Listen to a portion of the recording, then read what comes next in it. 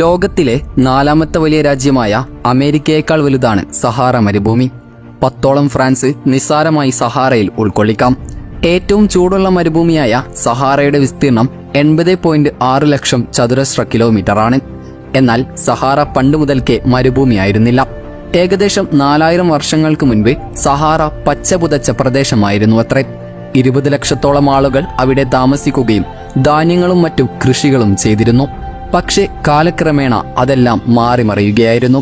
മരുഭൂമിയിലെ തീവ്രത എത്രത്തോളമാണെന്ന് ആടുജീവിതം എന്ന സിനിമയിലൂടെ നമ്മൾ കണ്ടതായിരിക്കും.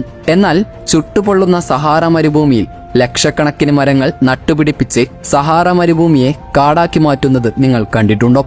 എന്നാൽ ആ അത്യപൂർവ കാഴ്ചയാണ് ഇന്ന് നമ്മൾ കാണാൻ പോകുന്നത്. കഴിഞ്ഞ നൂറ്റാണ്ടു മുതൽ ഓരോ വർഷവും സഹാറ മരുഭൂമി 7600 സ്ക്വയർ കിലോമീറ്റേഴ്സ് വളർന്നു വരികയാണെന്നാണ് കണക്ക്. അതായത് 1920-ലെ സഹാറ മരുഭൂമി ഇപ്പോൾ 10% മരുഭൂമിയായി മാറിയിരിക്കുന്നു എന്നർത്ഥം.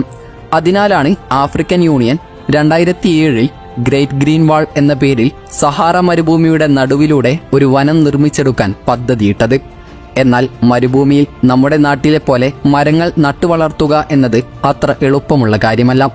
കാരണം അത്തരം കാലാവസ്ഥയിൽ മരങ്ങൾ വളരുമോ എന്നതുപോലും സംശയമാണ്. അതിനാൽ തന്നെ സഹാറ മരുഭൂമിയിൽ മരങ്ങൾ നട്ടുപിടിപ്പിക്കുക എന്ന ഉദ്ദേശത്തോടെ നടത്തിയിട്ടുള്ള പല പദ്ധതികളും പരാജയത്തിലാണ് ചെന്നെത്തിയിട്ടുള്ളത്. അതിനുള്ള പ്രധാന കാരണം അവിടെയുള്ള കാലാവസ്ഥയും മഴയുടെ ലഭ്യതക്കുറവും തന്നെയായിരുന്നു. ഇതൊക്കെ കൊണ്ടാണ് നീഗർ എന്ന രാജ്യം വാട്ടർ ഹാർവെസ്റ്റിംഗ് ടെക്നിക്കിലൂടെ മരങ്ങൾ വളർത്തിയെടുക്കാൻ ശ്രമങ്ങൾ നടത്തിയത്. ആഫ്രിക്കയിലെ തന്നെ വളരെ പോപ്പുലേറ്റഡ് ആയിട്ടുള്ള രാജ്യമാണ് നീഗർ. ആ രാജ്യത്തിലുള്ള 80% പേരും വരുമാനത്തിനായും അതിജീവനത്തിനായും ആശ്രയിക്കുന്നത് കൃഷിയെയാണ്. നീഗറിന്റെ ക്യാപിറ്റൽ സിറ്റി ആയിട്ടുള്ള നവോമി എന്ന പട്ടണത്തിൽ നിന്നും 55 കിലോമീറ്റർ പടിഞ്ഞാറ് സ്ഥിതി ചെയ്യുന്ന ഒരു ചെറിയ ഗ്രാമമാണ് ഈ പദ്ധതിയുമായി മുന്നോട്ട് വന്നത്. അതിനായി അവിടെയുള്ള ആളുകൾ 120 ഹെക്ടറോളം സ്ഥലമാണ് മരങ്ങൾ നട്ടുപിടിപ്പിക്കാനായി തിരഞ്ഞെടുത്തത്. കൂടാതെ ഈ പദ്ധതിക്ക് നീഗർ ഗവൺമെന്റിന്റെ പിന്തുണയും കൂടെയുണ്ടായിരുന്നു. അങ്ങനെ ഇത്രയും പ്രദേശത്ത് ഗം അറബിക് ട്രീ എന്നൊരു മരമാണ് വളർത്താൻ തീരുമാനിച്ചത്. വരണ്ടു കിടക്കുന്ന പ്രദേശങ്ങളിൽ നട്ടുപിടിപ്പിച്ചാൽ പെട്ടെന്ന് വളരുന്ന ഒരു മരമാണിത്. ഈ മരത്തിന്റെ പ്രത്യേകത എന്തെന്നാൽ ഈ മരത്തിൽ നിന്നും ലഭിക്കുന്ന മരപ്പശ മറ്റു ആവശ്യങ്ങൾക്കായി ഉപയോഗിക്കാൻ കഴിയുന്നവയാണ്. കൂടാതെ ഈ മരത്തിന്റെ തടി വിറകായും ഉപയോഗിക്കാൻ പറ്റുന്നതാണ്.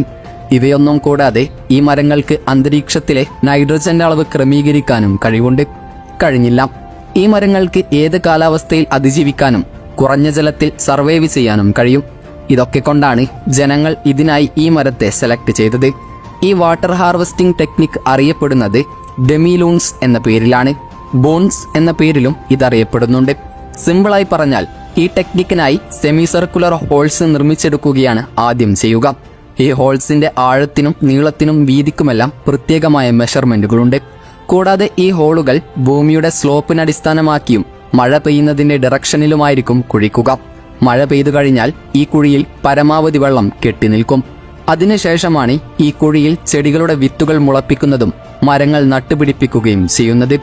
വർഷങ്ങളുടെ പഠനത്തിന് ശേഷമാണ് ഡെമിലൂൺസ് എന്ന മെത്തേഡ് ഉപയോഗിച്ചാൽ മണ്ണൊലിപ്പ് പോലെയുള്ള പ്രശ്നങ്ങൾ സംഭവിക്കാതെ തന്നെ മരങ്ങൾ വളർത്തിയെടുക്കാമെന്നും വിളനാശം സംഭവിക്കാനുള്ള സാധ്യതകൾ കുറവാണെന്നും തെളിയിക്കപ്പെട്ടത്. ഡെമിലൂൺസിന്റെ ഉള്ളിൽ പച്ചക്കറി കൃഷിയും അവർ ചെയ്തിരുന്നു. കൂടാതെ ഇതിനകത്തായി ഒരുപാട് ഇലകൾ വളരുന്ന മരങ്ങളും അവർ വളർത്തിയിരുന്നു. അതവർ ചെയ്യുന്നത് എന്തിനാണെന്ന് വെച്ചാൽ ഇത്തരത്തിൽ ഒരുപാട് ഇലകളുള്ള മരങ്ങൾ ഡെമിലൂൺസിന്റെ അകത്ത് വളർന്നു വലുതായാൽ അവയുടെ ഇലകൾ നിലത്തു കൊഴിഞ്ഞു വീഴുകയും കാലക്രമേണ ആ ഇലകൾ ചുറ്റും വളമായി മാറുകയും മണ്ണിനത് മോയ്സ്ചറൈസറായി പ്രവർത്തിക്കുകയും ചെയ്യും. ഇങ്ങനെ ഡെമിലൂൺസ് ഉള്ള സ്ഥലങ്ങളിൽ താപനില കുറയാനും കൂടുതൽ മഴ ലഭിക്കാനും ഈ ടെക്നിക്ക് ഉപകാരപ്പെടും. യഥാർത്ഥത്തിൽ ഡെമിലൂൺസ് എന്ന മെത്തേഡ് പുതിയതായി കണ്ടുപിടിച്ച ഒരു രീതിയല്ല എന്നതാണ് സത്യം. കാരണം പുരാതനമായി തന്നെ നിലനിന്നിരുന്ന ഒരു മെത്തേഡായിരുന്നത്രേ ഡെമിലൂൺസ് എന്നത്. എന്നാൽ ഈ മെത്തേഡ് കാലക്രമേണ ഇല്ലാതാവുകയായിരുന്നു. എന്നാൽ ഈ അടുത്ത കാലത്താണ് ഈ മെത്തേഡ് വീണ്ടും പരീക്ഷിക്കപ്പെടുന്നത്. പുരാതന കാലം മുതൽക്കേ കർഷകർക്കിടയിൽ വായ്മൊഴിയായി പകർന്നു വന്നതാണ് ഡെമിലൂൺസ് എന്ന മെത്തേഡ്. ഈ മെത്തേഡിലൂടെ 50 ലക്ഷം ഹെക്ടേഴ്സ് പ്രദേശത്ത് 20 കോടി മരങ്ങൾ വളർത്തിയെടുക്കാനാണ് അവർക്ക് സാധിച്ചത്. ഇത് 2.5 മില്യൺ ജനങ്ങൾക്കാണ് ഉപകാരപ്രദമായി മാറുകയുണ്ടായത്. ഏതായാലും ഈ ഒരു ടെക്നിക്കിനെ കുറിച്ചുള്ള നിങ്ങളുടെ അഭിപ്രായങ്ങൾ കമന്റായി രേഖപ്പെടുത്താൻ മറക്കരുത്. വീഡിയോ ഇഷ്ടപ്പെട്ടാൽ വീഡിയോക്ക് ലൈക്ക് ചെയ്യാനും വീഡിയോ ഷെയർ ചെയ്യാനും വിട്ടുപോകരുത്. അപ്പോൾ മറ്റൊരു ഇൻഫോർമേറ്റീവായ വീഡിയോയുമായി വരുന്നതുവരെ ഗുഡ് ബൈ.